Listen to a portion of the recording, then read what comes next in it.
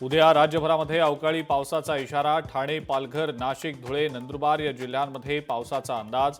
हवामान विभागानं दिला येलो अलर्ट.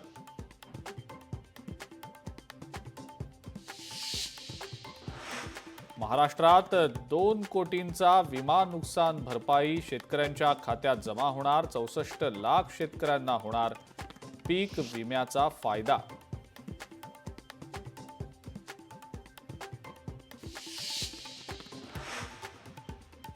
अमरावती जिल्ह्यामध्ये निकृष्ट दर्जाच्या कांदा बियाण्यामुळे कांदा पिकाचं मोठं नुकसान. कांदा उगवण झाल्यानंतर कांदा पीक खराब झाल्यानं 40 शेतकऱ्यांवर आर्थिक संकट.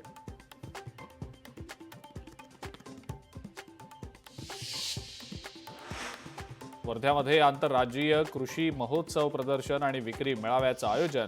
6 ते 13 एप्रिल या कालावधीत कृषी महोत्सवाचं आयोजन.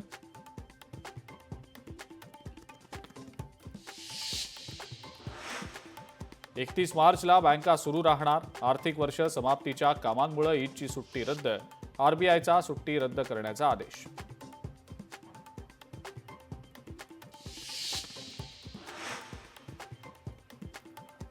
पुणेकरांची वाहतूक कोंडीतनं सुटका होणार. गणेश खिंड रस्त्यावरच्या ब्रेमेन चौक ते ई स्क्वेअर मार्गातील उड्डाण पूल आता खुला होणार.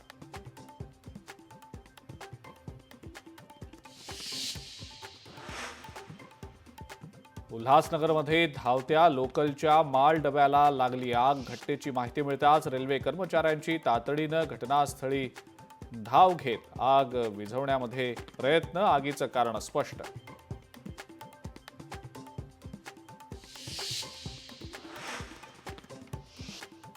कल्याण डोंबिवलीमधल्या वाहतूक मार्गांमध्ये बदल. गुढीपाडवा, स्वागत यात्रांच्या, शोभायात्रांच्या पार्श्वभूमीवर बदल. पर्यायी मार्गांचा अवलंब करावा, पोलिसांचं आवाहन.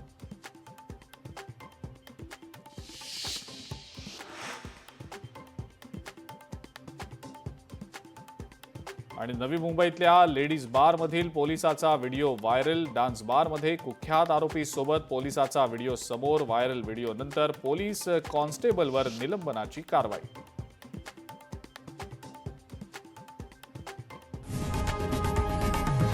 लोकशाही मराठी ऐका, पहा, जागरूक रहा.